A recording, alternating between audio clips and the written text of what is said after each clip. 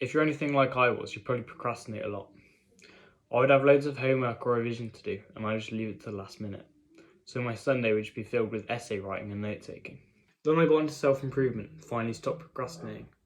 If I had work to do, I would do it straight away. If I hadn't been to the gym that day, I would slip on some clothes, put on my shoes and go.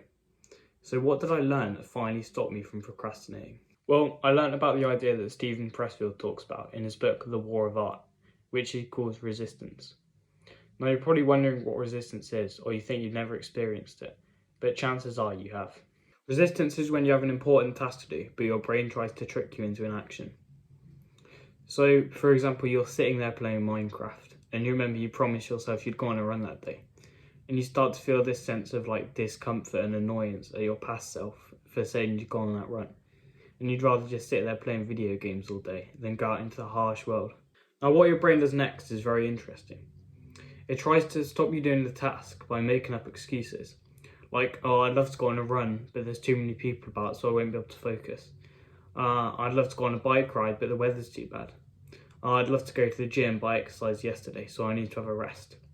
And this is where a lot of people stop fighting the resistance and instead succumb to their laziness by using one of the excuses, despite the feeling that they should be doing the thing. Well, a strategy I use to fight this comes from the book The Obstacle is the Way by Ryan Holiday. In one of the chapters, he talks about having ruthless objectivity at all times.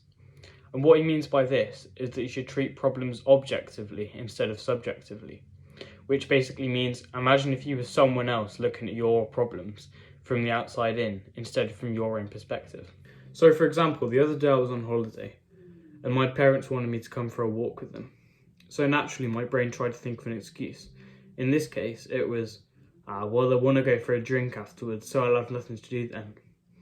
So I imagined if one of my friends had told me that, and what my response to them would be. And it was, well, you should just go on the walk anyway, because you spend as much time with your family as possible. And the benefits of going on a walk far outweighs having to sit in a pub for an hour max. Another tactic I use to stop procrastination is to start small. So what I mean by this is breaking down the task into tiny little steps. So say I'm sat watching TV, and I remember I promised to myself that I'd go on a run that day. So what I'd do is I'd break the task down into little micro tasks. So first, I need to get off the sofa. Then, I need to fill up my water bottle. Then, I need to get changed. Then, I need to put some shoes on. Then, I need to unlock the front door. Then, I need to step outside. Then, I need to start walking. And then I need to start jogging. And this makes the task so much easier than if I just thought, I need to go on a massive run. Oh, it's going to be so hard. Oh, I can't do it. I'm just going to sit playing video games all day. I know this seems like a lot, but if the amount of micro tasks that make up the big task scares you, then how would you ever hope to conquer the big task all in one? Another thing is that as you progress through these little micro tasks, your feeling of motivation to do the big task increases. So by the end of it, it's not even hard and it's more fun. Another way you can stop procrastination is to, instead of dreading hard work, start to enjoy it. Start to enjoy the feeling of pain and effort that comes out of doing a hard task. So instead of depressing yourself thinking, I've got to go to the gym or I've got to go on a run, start thinking, yes, I can go to the gym. Oh, it's going to be so fun. I'm going to push myself. Oh, I'm going to go on a run. Oh, I'm going to push myself to the limits. And it's a much more positive way of thinking than just saying, here we go again, going to the gym again. And it's what we talked about in my last video. If you haven't seen it, you should watch it afterwards. Hard work is what we call delayed gratification. So what I mean by this is basically the amount of effort you put into it makes you feel rewarded afterwards, instead of just sitting on your ass eating Doritos or playing video games or watching porn for ages. And when you start to enjoy hard work, a paradox happens.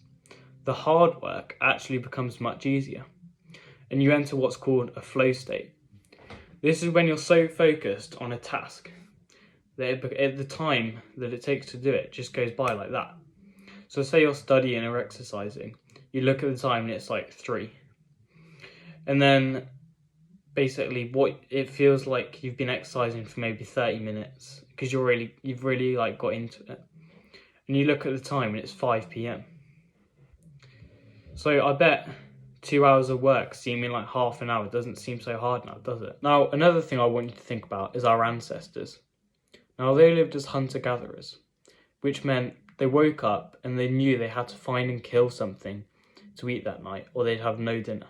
So do you think they procrastinated when they woke up and thought, I'll just stay in my cave all day instead. I don't need to find and kill something. We can just starve. No, because their life depended on it. Nowadays, everything is handed to us on a silver platter, without us having to do anything more than the bare minimum. If a caveman had just decided not to go hunting that day, then their family would have starved or their woman would have left them. But nowadays, we can just go on Just Eat and get some pizza. We can open the cupboard and get some Doritos. We can go to the tap and get some water.